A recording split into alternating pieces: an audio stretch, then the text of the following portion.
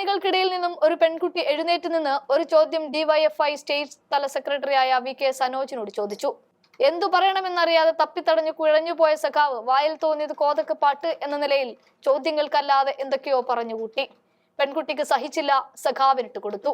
പിന്നെയും ചോദ്യം ആവർത്തിച്ചു. ഇവിടെയാണ് കൃത്യമായ ഉത്തരം കൊടുത്ത് രാഹുൽ മാങ്കൂട്ടത്തിൽ കസറി റെക്കോർഡിട്ടത്. ചൂളിപ്പോയ സഖാവിന് മുൻപിൽ കൈയടി വാങ്ങിയ രാഹുൽ മാങ്കൂട്ടത്തിന്റെ വീഡിയോ കാണാം. ആന്റണിയാണ് പറഞ്ഞത് എന്തിനാണ് ഈ സർക്കാർ ജീവനക്കാരെ ഇത്രമാത്രം സർവീസിൽ എടുക്കുന്നത് എന്ന്. ഉമ്മൻചാണ്ടി കൊടുക്കാത്ത 6000 കോടി സംസ്ഥാന ഗവൺമെന്റ് കൊടുത്തു, കേന്ദ്ര വിഹിതത്തിന് പുറമെ. 2026 വരില്ല എന്ന് ഏറ്റവും നന്നായി അറിയുന്ന ആള് ഇവരുടെ പ്രതിപക്ഷ നേതാവാ വി.ഡി. സതീശനാ. PSC വഴി നേരത്തെയുള്ള ഗവൺമെന്റ് നടത്തിയതിനേക്കാൾ കൂടുതൽ നിയമനങ്ങൾ നടത്തിയിട്ടുണ്ട്. കണക്കുകളാണ്. തൊഴിലില്ലായ്മയെ പറ്റി ഇവിടെ സംസാരിച്ചു. അതിനു വേണ്ടിയിട്ട് യുവസംഘടനകളെല്ലാം ചേർന്നൊരു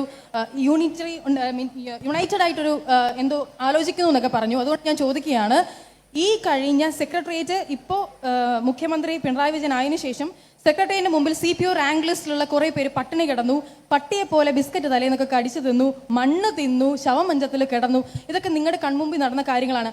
അങ്ങനെ നിങ്ങൾക്ക് കേരളത്തിലെ ആളുകളുടെ തൊഴിലിനെ പറ്റി അത്ര ബോധേഡാണ് നിങ്ങളെങ്കിൽ PSC ലിസ്റ്റുള്ളവർക്ക് ജോലി കൊടുക്ക്. നിങ്ങളുടെ രാഷ്ട്രീയത്തിലെ പിൻവാതിൽ നിയമനം ഒഴിവാക്ക്. നിങ്ങളുടെ പിൻവാതിൽ നിയമനം. എന്റെ ചോദ്യം കംപ്ലീറ്റ് ചെയ്യട്ടെ സാർ. നിങ്ങൾ എപ്പോഴും ഇങ്ങനെയാണ്, ഇങ്ങനെ അസഹിഷ്ണുത കാണിക്കാതെ, ഇങ്ങനെ അസഹിഷ്ണുത കാണിക്കാതെ സാർ.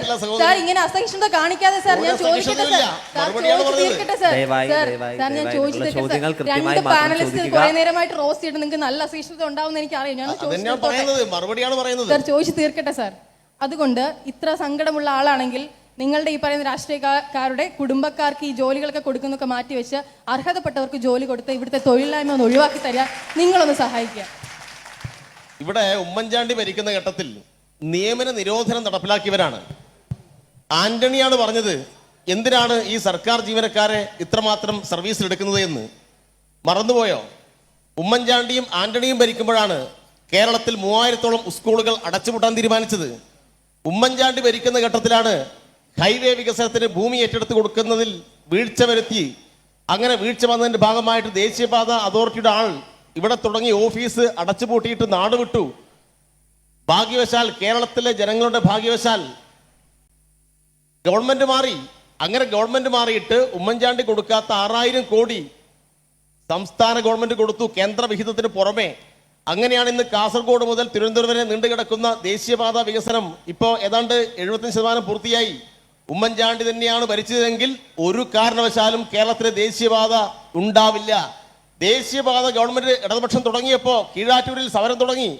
ആരൊക്കെ കൂട്ടുപിടിച്ചു?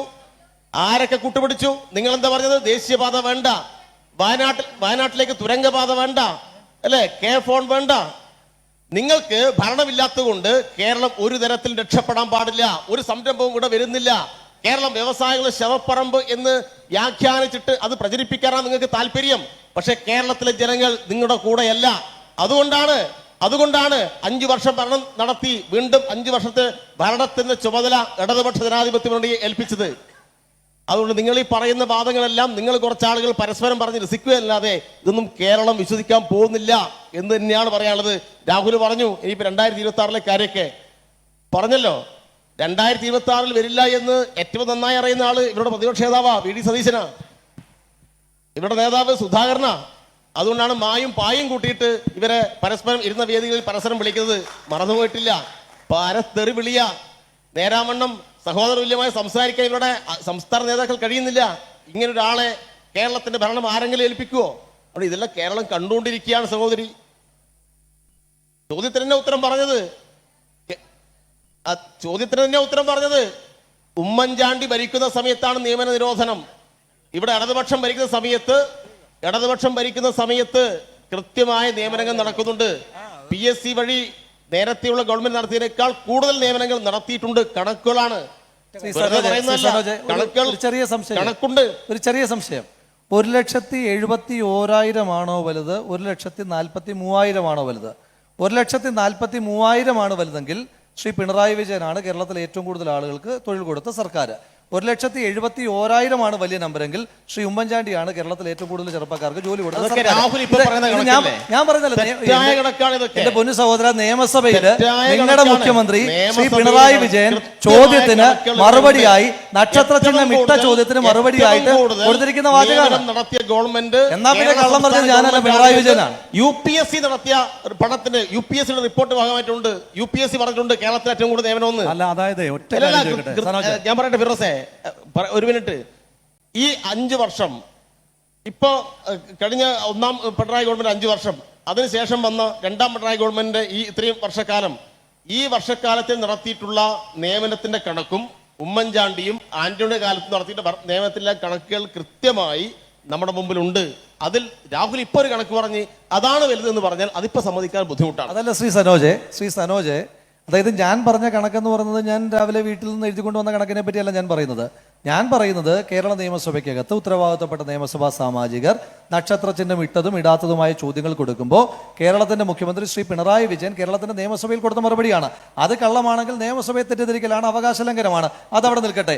ഇനി അങ്ങ് 5 വർഷമായ ഒരു സർക്കാരിനെ 8 വർഷമായ സർക്കാരുമായി താരതമ്യപ്പെടുത്തിയാൽ പോലും ശ്രീ ഉമ്മൻചാണ്ടിയുടെ സർക്കാരിനേക്കാൾ കൂടുതൽ തൊഴിൽ ഉമ്മൻചാണ്ടിയുടെ